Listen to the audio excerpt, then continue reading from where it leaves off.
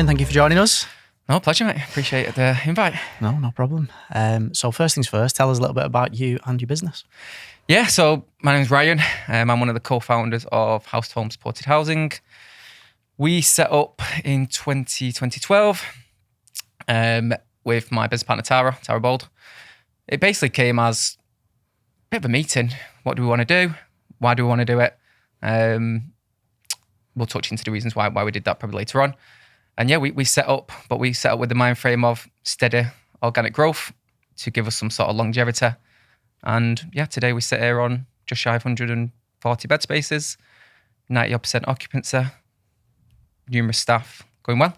So tell me a little bit about your background before you got into this business. Yeah, so the very start, so I worked for a finance investment company. They're based in Bolton. Great company. Couldn't say a bad thing about them. So they essentially, it's kind of how I got exposed to property, which I'll go on into in a moment. They worked with ultra high net worths, so multiple seven figures, business owners, looking at ways to sort of put excess profits into different investment strategies, whether that's new hotels being built, X, Y, and Z. Yeah. It's only when, and this is when I was sort of 18, it's only when you looked at their sort of portfolio of assets, there was a common theme, no matter what background they were from, they always had significant property portfolios. So that kind of being like a bit of a blueprint to me to say, right, that doesn't happen by chance. And then, I think when I was 25, I bought my first rental. I had that in the back of my mind for ages. I really wanted to buy it. So I didn't actually move out of my mum's house at the time. I bought a rental instead and then moved. Yeah. Clever. So that was the start. And then I knew I wanted to set a business up, but I didn't know what. But I wanted to get into the property sector as an employed job. So I went to work for a company. He was on his own at the time. Sort of as an acquisitions manager. So buying. And this is where we met. Yes. So buying property on behalf of the business owner, but all for the sole purpose of supported accommodation. So that's how I got exposed to that sector, looking at individual requirements for different providers, areas, etc. And then I got slightly involved in the configurations of what the end product needed to look like before passing it over. And then I left there for various reasons. And then I went to selling HMOs, which I didn't really want to get into. I kind of like fell into that. I did all right in that, to be fair. And that got me exposed to a lot of landlords, which helped me massively when I set up House to Home. And this is the model of buying a residential house, turning it into a C4 HMO, putting a supported tenant in there, and selling the property with a 5-7 year lease in place, right? And you can sell it on a compressed yield based on the rent instead of the bricks and mortar because the rental yield is higher. Correct. Yeah. You use the strength was in the lease, essentially. So I sold them houses, but I also like professionals and student accommodation. So I got exposed to a bit of that. But predominantly at that time, supported accommodation was the big thing. And then because I'd been exposed to so many providers, some good, some bad, so I won't say names, I just thought, I want to see I'd love to do that side of the stuff. I'd knew Tara briefly for a few meetings, so we were kind of at the same sort of point in our, I don't want to use the word journeys, but life where we wanted to do it, but we'd never actually done it. So we kind of like encouraged each other. And that was in 2022 when we set that up. And then here we are today. I think there's a huge lesson in what you just said there, and it resonated with me. Because I set the business up as well, not knowing that I wanted to set this up. Like if you would have said to me when I left my job 6-7 years ago, whenever I left my job, you'd be running a compliance business that does Legionella risk assessments. I'd be like, what's a Legionella risk assessment? That's it. But I knew I wanted to set a business up in property. And even though I didn't know what it was going to be, I was conscious enough to see the opportunity and jump on it. And I think that's the lesson for people, that just because you don't know what you want to do now, if you kind of look at the end goal and say, okay, well, the reason I set my compliance business up was because all of my network was social housing providers developers, property developers and architects. Yep. So I was like, okay, so what do all those have in common? Yeah. Well, they all need compliance and at various levels. Correct. And I was like, well, there's the opportunity then. And I used ChatGPT to help me get there, but I'm not going to say it was just an epiphany straight away. But yeah, I think that's the lesson for people, that if you want to set up a business or, you don't know what you want to do within business, think about that ecosystem that you've got, and focus on that. We've always said we've had sort of similar sort of journeys, haven't we? Left at similar times. Left work similar times. Left our jobs, and then like I said, I always knew I wanted to do something at that time. Just didn't know what. And it kind of goes back to your question, where do you want to be in 5 years? Like, I know now, in 5 years, like I'm sure I've got, I still, this will still be my focal point. I'll be surprised in 5 years if I'm not doing this. But I think there'll be branches off it that we're not doing today. Yeah. Cool. You did say 2012. Yes. 2022. Yeah. That's what you meant, yeah? No, 2012. 2020. So House Home started 4 years ago. Oh, 2024. There you go. 2022, yeah. Cut that one out. You can put that in the cuts. And the reason I say that is because that's really important in terms of the context of COVID, right? So we'll probably have some more conversations about that later. But that's why I wasn't picking your words out. No, I didn't even finger then. But yeah, that's obviously... 2022. I know since COVID time does feel like it's just, we've lost time, doesn't it? But we have. So House to Home. Yep. What do you actually do? So, sort of two angles to the business. We provide, first and foremost, accommodation for individuals on difficult times. So, low-level support. Could be just general homelessness, asylum, or just general individuals that have fallen hard times. And then to sort of encompass that, we offer weekly support, which sort of looks between 1 and 2 hours a week in person. We work with the resident, different support plans to tailor to different individuals. So that could be signposting, just registering with dentists, GPs. Essentially, our goal is to put them in a situation where they've got the confidence, the skills to move on to their own tenancy and sustain their own AST and hopefully go into employment. Yeah. So your model, you don't own the assets, right? You operate a lease model with landlords. Correct, yeah. So we lease from a landlord, typically on a 5-year lease. Throughout that lease, we'll look after sort of an element of the maintenance, the day-to-day activities, and then if the landlord wishes to take it back on 5 years, then they've got the authority to do so. And what's the benefit to a landlord? A lot of investors want hands-off, particularly in today's era. So they'll essentially just get a set rent for a period of 5 years, whilst we look after the day-to-day, sort of, won't use the word headaches, but any maintenance, annual compliance. They don't have to worry about tenancies, voids. So that's all taken care of throughout the 5-year lease. And then we have an obligation to give him the property back in a similar sort of condition. And it sounds like the holy grail for landlords, right? You don't have to deal with tenants. You don't have to deal with maintenance. You have no stress. And that's why I do the model. Yeah. Like obviously that's how you and I met. That of course, we operate kind of in a similar space. And I just think it's, for me, it's the best property strategy out there. It is. I think there's also a bit of a misconception in the industry where it's guaranteed. Yeah. I don't think anything's guaranteed in life. Death and taxes. The reality is, if legislation changed, a lot of things would change in this industry.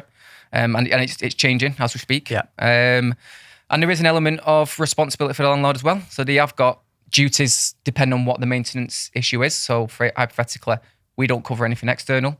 So if the roof had a major leak, or let's say garden fences blew away in bad winds, that still is on the landlord. Which I think is fair and reasonable. Correct, yeah. Yeah, I think so. But 9 times out of 10, we take care of it. Cool. And just on the social housing sector, because you're right, I've noticed the change in the last 12 months, definitely. What's driving that change? I think there's been a huge influx in the industry with some good, some bad landlords. They're trying to raise the standard in terms of the quality of property, which I'm for. Rightly so, yeah. That's one of our sort of ethoses. We try and provide property that we would live in ourselves. Then you've got, obviously, laws coming in, Awaabs laws coming in with the damp mould. Then we've got councils with budgeting. So they want to make sure they get value for money. And just trying to really up that standard. And again, we're all for that. We want to be known as House to Home as sort of a good provider. We don't want, hopefully, no bad names attached. Yeah. We don't want to be the biggest, but we want to be sort of, people think of this sector and a provider, we'd like to be sort of named, they'd think, I'd like to give a property to them. Yeah, and I can testify to, obviously, we do your compliance on your properties, and I can testify that I've been in some of your houses. I've not been all of them, but I've been in a lot of your houses, and I agree. The standard is high. Like, I think I went in one in, I think it was in Wigan, and you had built-in wardrobes with like oak doors, like solid oak doors. Yeah, it was, yeah. And I remember coming out of there thinking, I don't put solid oak doors in my house. Like, am I a bad landlord? That's it. Like, I just put the molded, especially in the like cupboard, like bathroom doors and stuff. You just put the molded ones in. So I can testify that your standard is definitely higher than most, and I agree. The standard in the sector is definitely increasing, rightly so. People talk about substandard HMOs in general as well, but specifically in the sector. And I think I speak on behalf of both of us and all of the good providers out there that we want those landlords to fuck off just as much as everyone else, all those bad ones. 100%. So I agree, and testament to what you're doing. Well done. We've actually refused properties before. Yeah. Because as much as the demand's there, and we want the bed spaces to sort of meet that demand, we won't just take on a property where we can see problems from the outset. Yeah. It's not fair on the first person tenant, and then obviously we've got an obligation to maintain that, and you can already see the issues that are going to crop up. Yeah, and that's the key thing I think that I'm finding different at the moment, that there's so much demand for people wanting to get into this sector because of the things you already just mentioned, and I mentioned about you don't have to deal with tenants, you don't have the maintenance issues. That providers are being pickier with what they choose, and then that means that if a landlord wants to be picked, they have to do a higher standard. And I think it's naturally driving a higher standard, again, which is the right thing to be doing in the sector. You mentioned a moment ago about Awaab's law. For people that don't understand, can you explain a little bit about that? Yeah, so it's a new regulation that's come into play. It's essentially to monitor mould, damp within the properties. We've now got targets to hit in terms of when, let's say, a tenant raises damp, or when Tom, our maintenance person, goes in and does inspections, identifies damp. It's putting a plan of action in place, getting contractors in place, and getting that damp or mould removed in a set period of time. For obviously the reasons that come with that, sort of ill, potentially death. Which is why it was brought in, right? Correct, yep. So again, things we welcome. All our maintenance people are targeted on turnaround times anyway. We've got, obviously you probably know, we employed recently Tom to sort of be proactive to these things now rather than reactive. We want to be picking this up before it's even identified. Yeah. And it's been a big change for us, and it's been a big improvement with Tom on board for that reason. Yeah, Tom's good. I'll give you that one. Just going on to the business side of things, you mentioned that you don't want to be the biggest. Yeah. Where do you want the business to be in 5 years? We're at a stage now where I think when we first started speaking, that we wanted steady organic growth, which we've done. Like I said, we're over 4 years to be around 150 bed spaces. In hindsight, compared to other providers, quite small. But the systems and processes, we don't have really hardly any ASBs. We don't have any antisocial behaviours. We're pretty good on that side of things. We're always meeting compliance. But to answer your question, I think we want a big thing over the next 12 months is moving into different areas. We're quite... Geographically? Correct, yeah. So with Article 4 coming in, that's hindered our growth in our current areas, so being Wigan, West Lancs, etc. So we have got a couple of conversations. What's Article 4 for people that don't understand?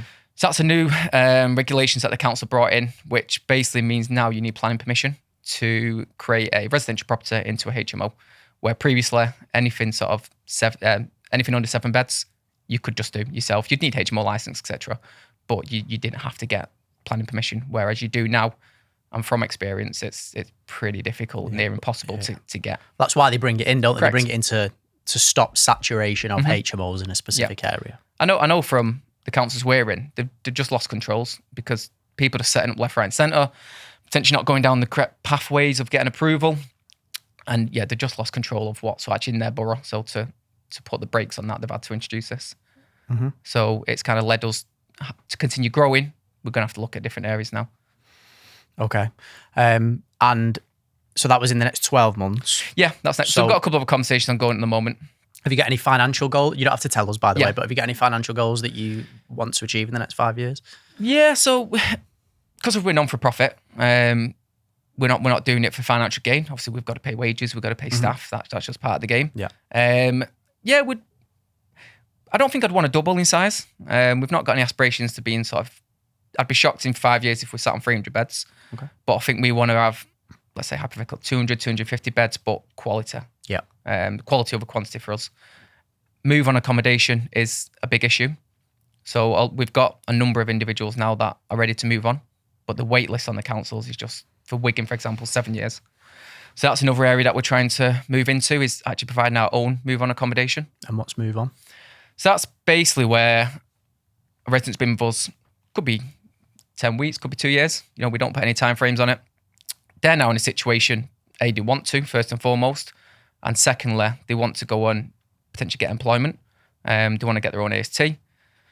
But with the housing list at the moment, it's still very difficult for them to move on. So we want to provide accommodation what still is in line with the local housing allowance, where they can move on, get their own AST, they become responsible, and hopefully they can move on to employment if that's what they want to do. Mm-hmm.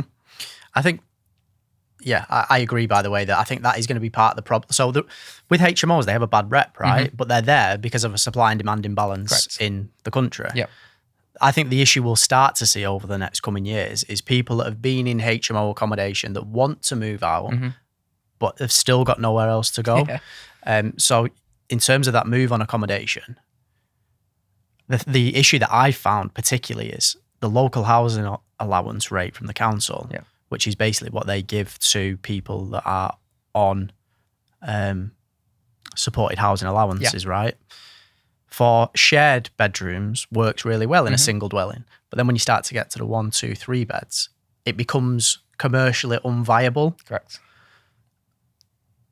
How do you see that changing and bridging that gap between what you kind of want to achieve in your business and a landlord like me passing you those types of properties?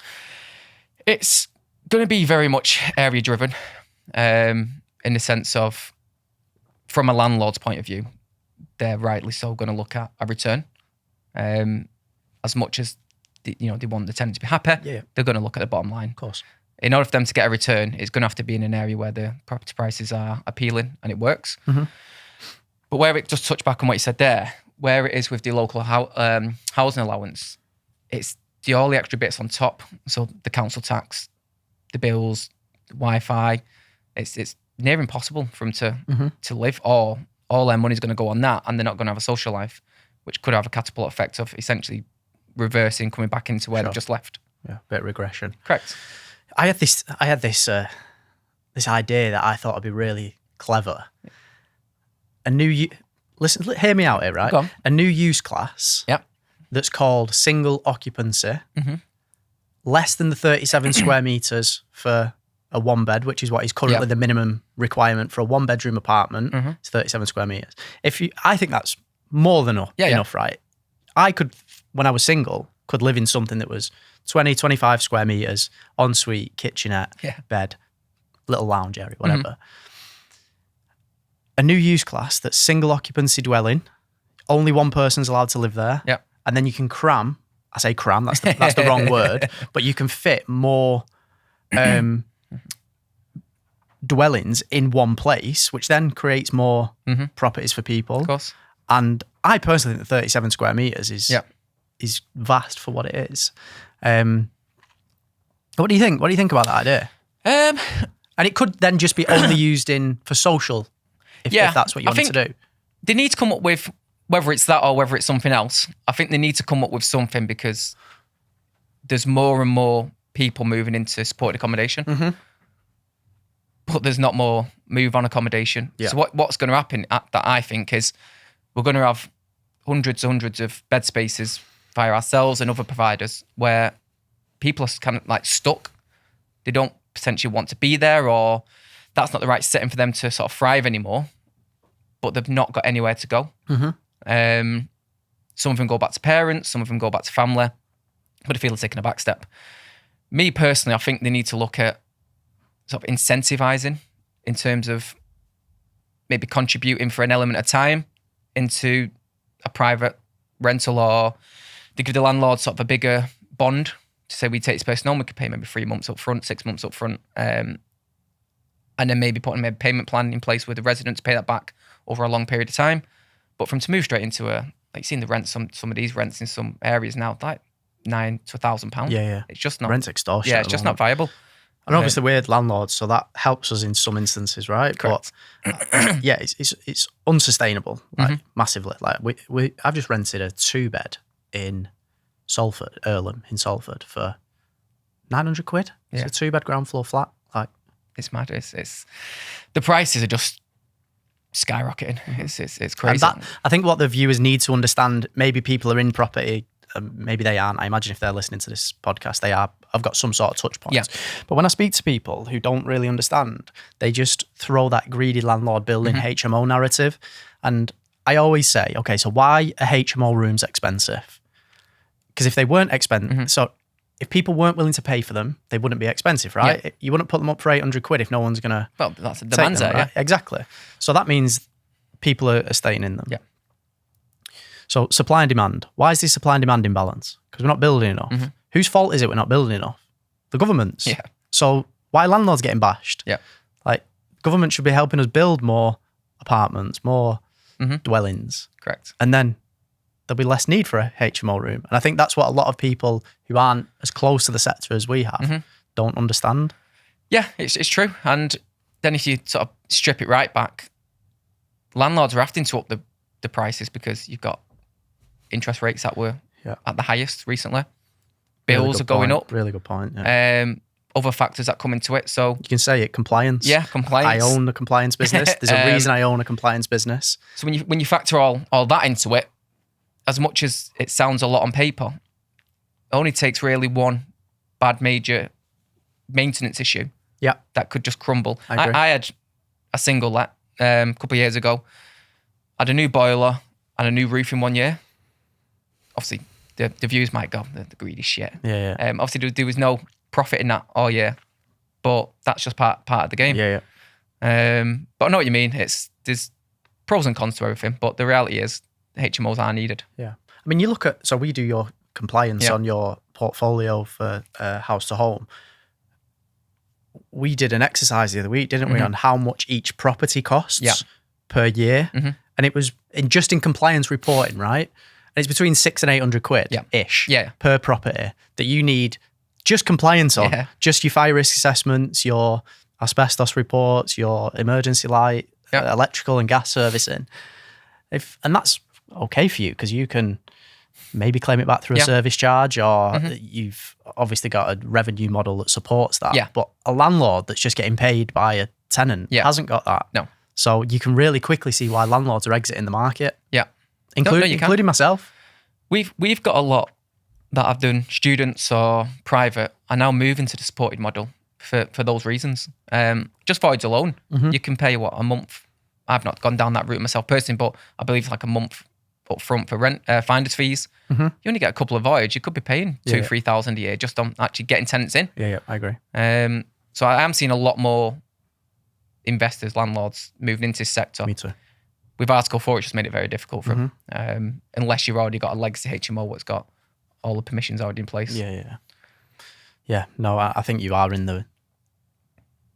I think you're in the right space. And I think I get phone calls all the time from landlords saying, can you help me get in with providers? And my first question is, why do you want to get in? Yeah. And if the answer is then, I heard there's loads of money in it, they're just like, yeah, you're probably not the right person to be going into the social space. But like you said, it's got to be a commercial decision. I accept that. But if you're only going in it because you think you're going to make a wedge, then firstly, you're probably not the type of person I want to work with anyway. But that's probably the same for you, right? Yeah, no, it is. And we find it very, not difficult, but we could have grew a lot quicker earlier on. We got offered so many properties. We could have took them all on. But yeah, there's some properties went right. Some people in it for the wrong reasons. So we're happy the way we did it. But yeah, you are right. This sector's got a funny sort of feel to it. Anyway, you got the guaranteed word, which is floated around consistently, which is, from my experience, not true. 20-year leases, not worth the paper they've wrote on. I agree. So yeah, they're that's for a the wrong podcast reasons. in itself, isn't it? But I get it all the time. People ringing me saying, this provider's offering 20-year leases. I'm like, well, go with them. Yeah. I'm not begging you to come to us. And This is our terms. Just for the viewers and listeners that may be considering a 20-year lease, can you explain to them why a 20-year lease on a 4-bedroom HMO in Wigan is not sustainable? I think a lot of them don't realise the model in general. So we've got us, the CIC. You've got a registered provider sat above us. Now, the registered provider has to sign a lease with us for the property. From my experience, I could be wrong, might be others that do it differently. A registered provider wouldn't sign a 20-year lease. So although we could give you a 20-year lease on paper, if we've not got a registered provider behind us, the model doesn't work. So they might be only be signing a 3 or 5 year. You've got a 20-year lease. If they don't renew, it's void. Yeah. You ain't going to claim any money from the councils. Then in turn, the provider's not going to pay you free willer. Because you need that registered provider to claim your rent and stuff, right? Yeah, correct. Yeah. So part of the model, you need them so the council essentially claim 100% of the money back. If it was just done direct through us, that wouldn't be the case. And the reason they don't do 20-year, the registered providers don't do 20-year leases is the funding model, right? Because they get their money from central or local government. Yeah. And because of the terms of government terms, like 4-year terms, you don't really know what's going to happen in 20 years, right? I think there's that aspect. And there's also an aspect where no one knows what's going to happen in 20 years. Legislation's changing now. What's it going to be like in 20 years? Yeah. Like even in our own leases, we've got disclaimers say, look, we'll honour the lease and we've never defaulted. We don't have any aspirations to give anything back. But we have to put something in there to say, look, if legislation gets pulled, we can't just continue to pay you for 2 years if we can't operate as a business. And that's very similar to the registered provider. And again, they don't want to commit working with us for 20 years because if we turn out to be a bad provider, they've wrote on paper that we'll honour it for 20 years. Yeah. So it's I think it's a lot. But obviously you probably know, most people go down that route for financial gain. They don't plan on holding that asset for 20 years. It's a sell-on model. Play. Yeah. Cool. What do you think's the biggest challenge in your business at the moment? So referrals and move on, I would say. Referrals being referrals from councils to Correct. you, right? Yeah. Because that's how you get tenants. Yeah. So we'll get referrals from councils and different third-party agencies. And believe it or not, we could get, so we've had an instance, we had 10 referrals last week. Probably only one actually moved in. Some of them don't work on paper, so we're a low-level service, so some of them will say, we're not the right setting for you. Because they need a higher... Correct, yeah. So they might have, let's say, ongoing drug habits. We ain't got the service, the staff qualified enough to give them what they need. And then a big eye-opener for me was the amount of people that are picky on accommodation and don't turn up. So people that are just generally street homeless.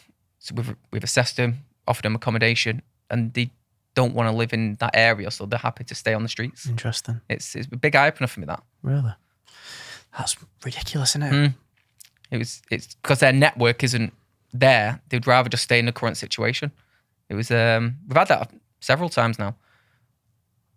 How does that make you feel as someone who's supposed to be kind of helping these people get back on the feet? Yeah.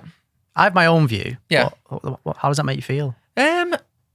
Mixture really, because you've gone through, they've done the hard part, they've presented homeless, they've gone through the chain, we've assessed them, sometimes we'll show them the property, let them give them a vibe for it.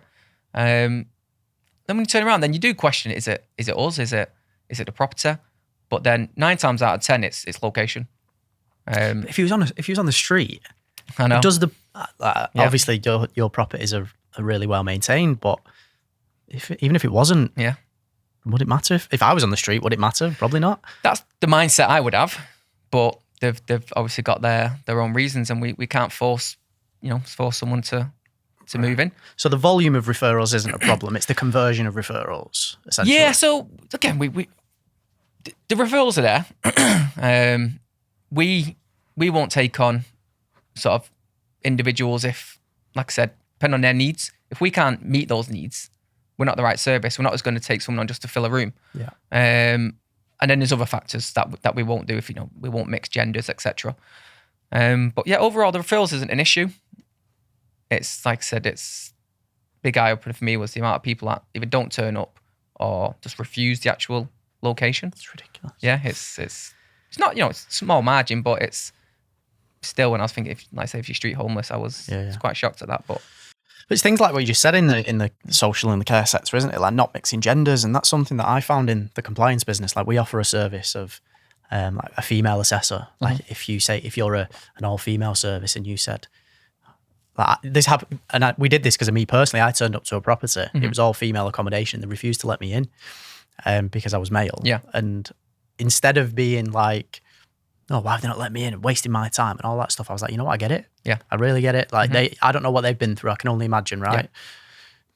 Yeah. They probably got a perception of all men as a result. And I thought, you know what? Yeah, that's the difference in this sector. I think we need to then offer a female that goes and makes them feel comfortable. Yeah. And it can also be for religious reasons, right? If you've got a accommodation that's got a certain tenant in there that you're not allowed to go in as a male when, they're in there. So no, I get it. And I think that's what's really unique about the sector, isn't it? Kind of thinking about, how you support residents.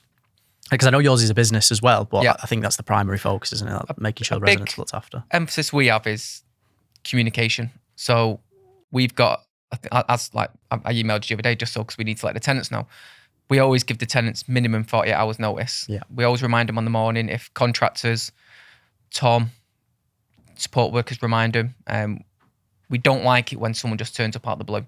And it seems to go down quite well. But again, we have occasions where people have been turned around recently, a boiler repair, because he's like, I don't know who you are. I've not been told about it. Because they've got that mindset, they're so used to being told. Yeah. Which in hindsight is quite a good thing. Yeah, they're not just letting anyone in. So he actually refused him. So I did understand why. Yeah. I think we, as a business, just talking about my business, is we can get better at that as well. Like that whole, because I sit there and look, well, why do I need to tell Tom that I'm going to, like, surely I can do, and I don't know what the answer is at the moment, but surely there's some sort of platform we can build where we don't necessarily have access to your tenants, but we can just press a button that says access on this address, this day, this time, that has an API to something, to you, for example, and then it just pings text messages to them. Yeah. Do you know what I mean? Something like that. I don't know, but there'll be something, because like I said, at the minute it's very email-y orientated. I hate phone it. call. It's everything can get lost in. Everyone's busy. Biggest problem in my business, that just operations, just dealing with stuff, emails, phone calls. It's just, No, it is. It's but yeah, I'm sure we can have a chat off camera about that. Cool. What do you think you can get better at in your business? I want to look at, so the support we deliver at the moment, I'm pleased with. We always get feedback from the tenants. Obviously, when we get audited, the registered provider will speak to the tenants on their own. Again, we welcome it, because if there's something that a tenant don't feel comfortable telling us, I'd rather it be brought up somewhere so we can deal with it. Makes you better. Correct. I want to introduce more. So a big thing for me is I want to get like group sessions where maybe potential residents within the particular property or different properties meet up and do something, like whether it's just a walk or just to get them out. Feel like we could do better with that side of things. At the minute, it's very much in-house support. All right, sometimes we'll take them out, take them shopping or whatnot. So that's a big thing I think we could improve on. It's a really good point, actually. There's a provider that we both know, and they do that really well, I think. They do. I know what you mean. Yeah. I think I follow them on Facebook, and they do lots of cooking classes together. They have a football team that plays. So I think it's a really good point. Yeah, and it's a lot of people don't have a big network, and it'll give them that opportunity to sort of potentially make new friends outside the circle, or outside that particular property. Yeah. So it's a big thing I think we can improve on. No, I think that's a really good idea. Who do you think's the next hire in your business? I think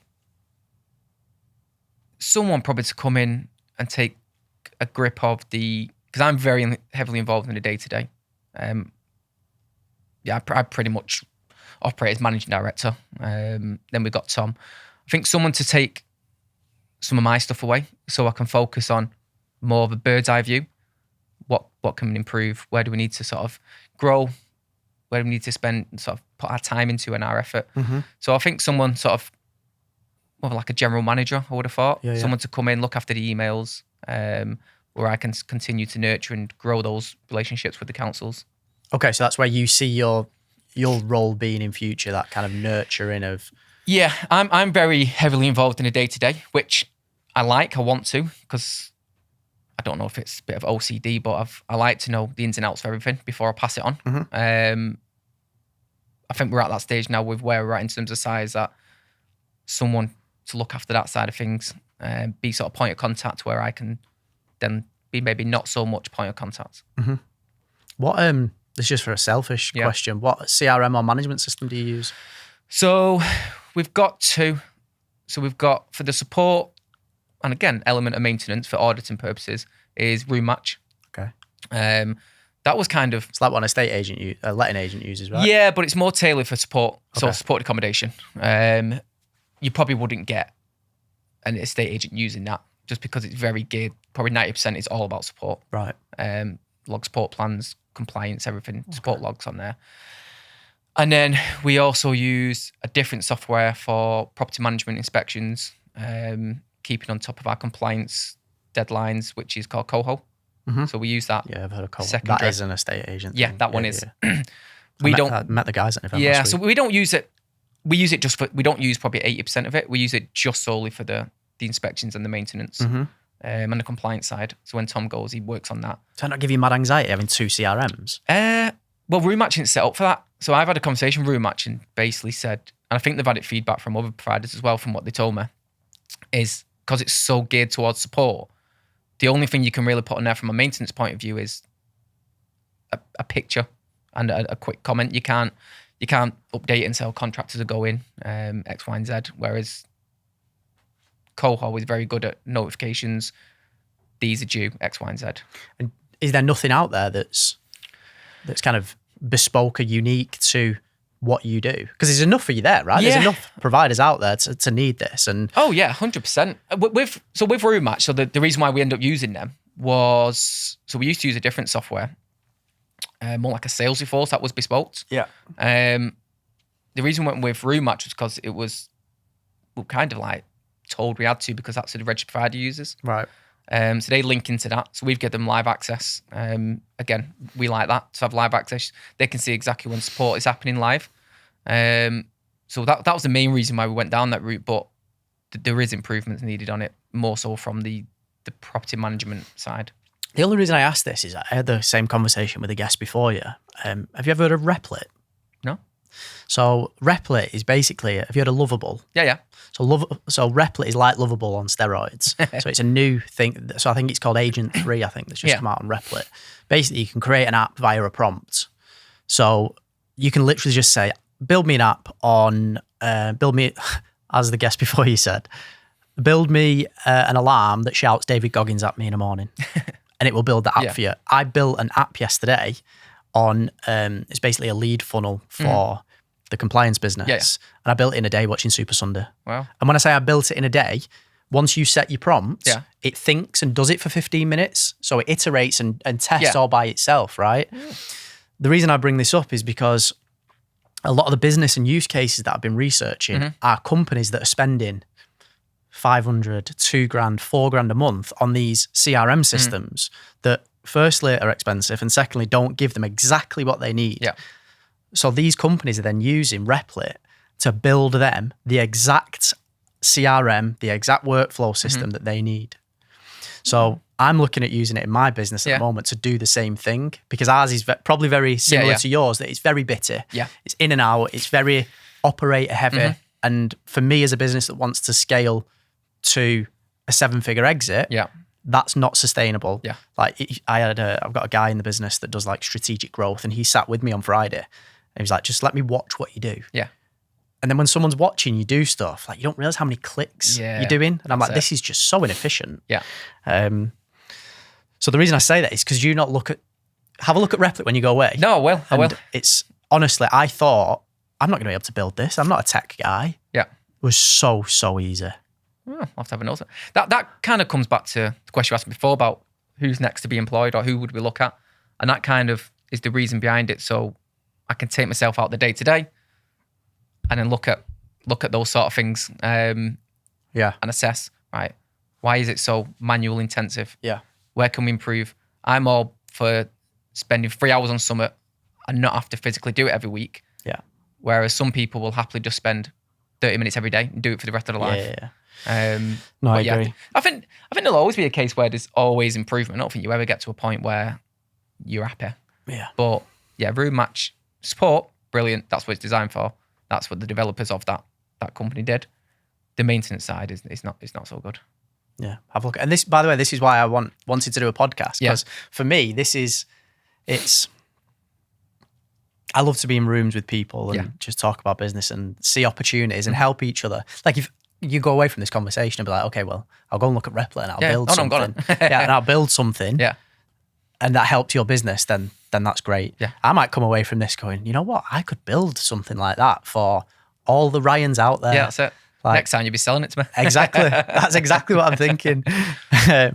But no. And it's kind of what you just said a moment ago about you have got a bit of OCD in the business about controlling things. I think that's a great trait to have, by the way, because I've actually gone the other way with it. Yeah. I've actually been focused on growth so much that I've then let the ops slack. So I've now had to go back into it. So I think what you've done is, and I think this kind of comes down to what you said and what my aims are. Like, you don't want to double in the next 5 years. I want to double in the next year. Yeah. So I want to grow really fast, and that's where I'm concentrating my energy.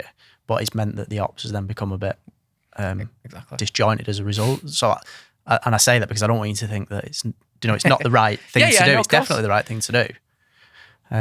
Sorry, I was going to say something then. No, I was going to say it's. Well, I get the question all the time is because the reality is I'm probably get offered 5+ properties a week. Obviously not all.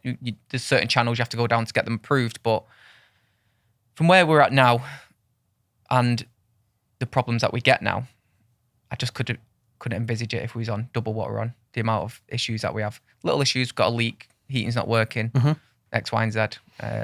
I think we'd have to have an army of staff to deal with it.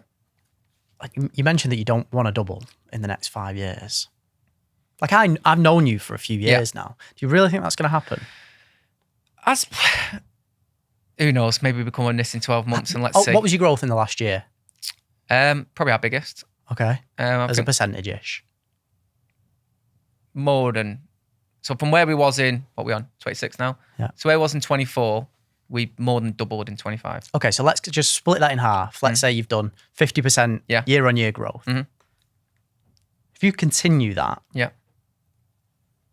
Like you're not going to not double. And the reason I say it is because I know you, and you're probably going to get to a point, and then you're going to just keep going. I'm not saying that's a bad thing. I don't think we'll ever stop. I don't think I've got it in me to say we're down tools in. Yeah. We're stuck on 180 beds. We're not, because the reality is we're here to serve a purpose. Yeah. And the demand's there. Yeah. So it frustrates me when we get all the referrals through, and I'm like, why can't we do anything with them? Yeah. Maybe that's because we're getting female referrals. We're full in our female properties, X, Y, and Z. So yeah, I think we're always going to grow.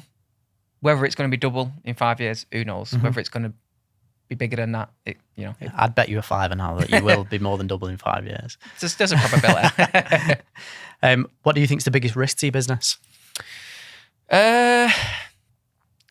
Legislation, probably.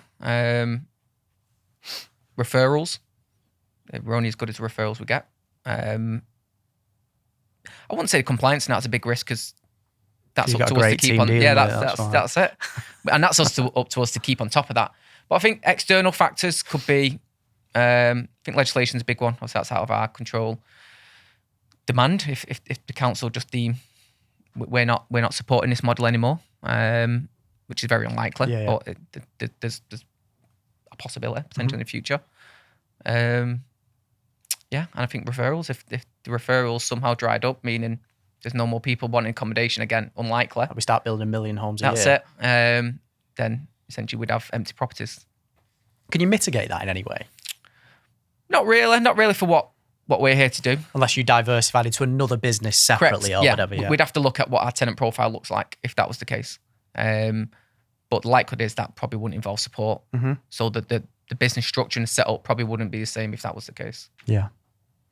What do you think is your superpower as a founder? I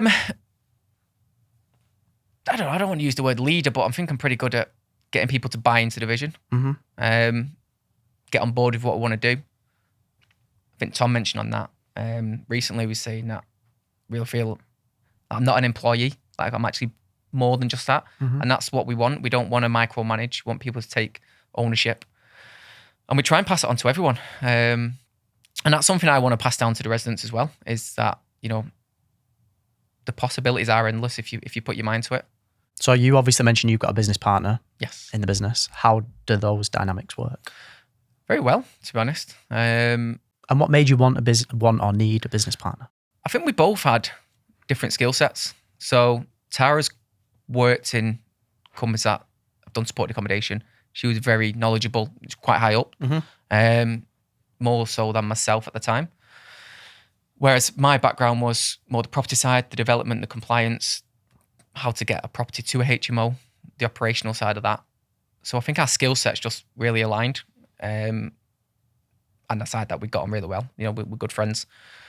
And then, yeah, when we set it up, we just thought we could bring something a little bit different than what I'd experienced myself, than what I was getting feedback from other landlords, what they were experiencing. And yeah, that's kind of how it coming in. Even today, it still works. Obviously, Tara takes more of a back step. I'm more sort of the day-to-day, but she's more there for sort of like strategic growth. She's got a really good network. And yeah, that's it. It works well. We both sort of know where our responsibilities lie, and we sort of stay in our own lanes in a way. Yeah, interesting. Because I said this to the last guest as well, that for me as a sole founder, can get lonely, I guess. And that's partly why I wanted to do this podcast, right? Yeah. That I'm meeting people like you, just having a chat about business, which is what I'm passionate about, and hopefully build a community of people that can support each other. Yeah. You've obviously already got that, which is really, really amazing for you. And anyone else that's got a business partner. It's just I've never found that person.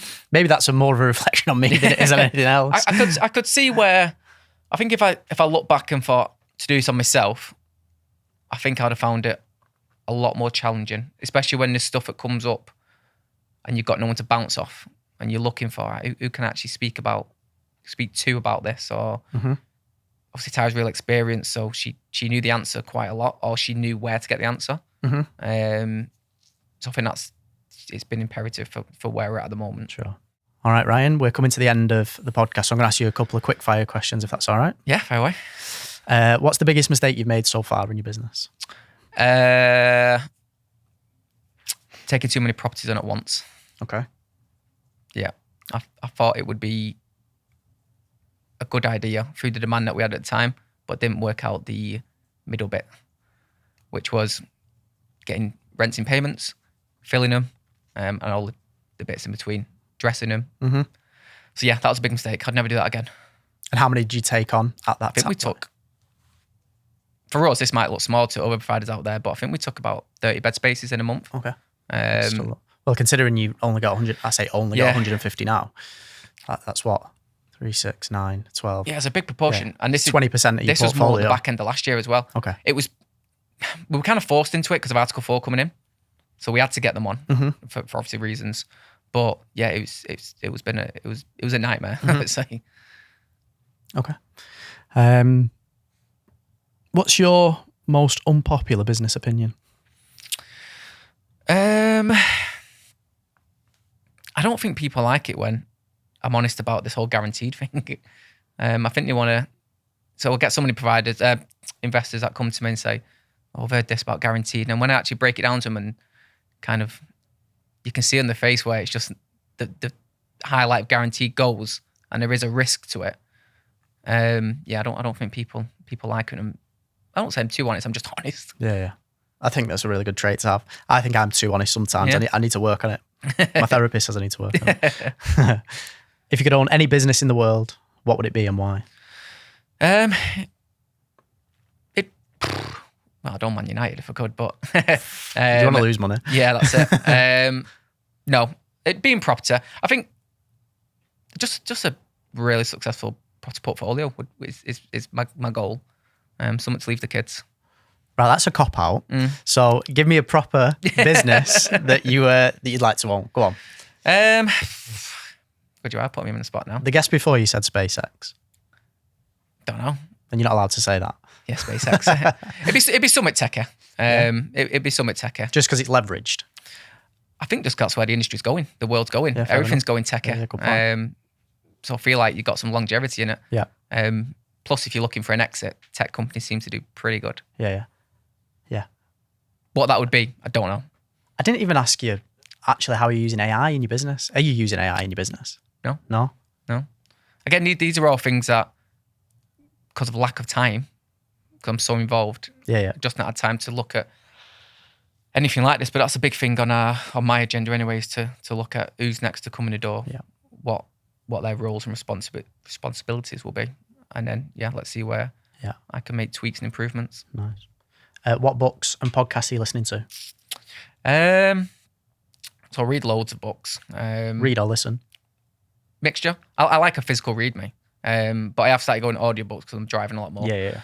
What's it? I think it's called Atomic Habits. Atomic Habits. Yeah. So I'm on that. I've just recently started it. Yeah, good one. But I'm enjoying that. I've read Is all. it Brian Tracy? I believe so. James Clear. Yeah.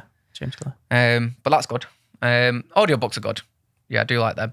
But yeah, I do like a little read when I'm just winding down at night. Nice. I don't know how you have time with your boy. I don't have time with mine. Yeah. Well, usually the match is on in the background when everyone's off and I'm just having a little few reads. Cool. Final question. And I didn't ask the last guest this, but we was talking about it and I thought it's a really good question to ask because I always have debates with people about this. Yeah. What's your coffee shop of choice? Oh, Starbucks. Oh, Starbucks. It's so overrated. Not having it, man.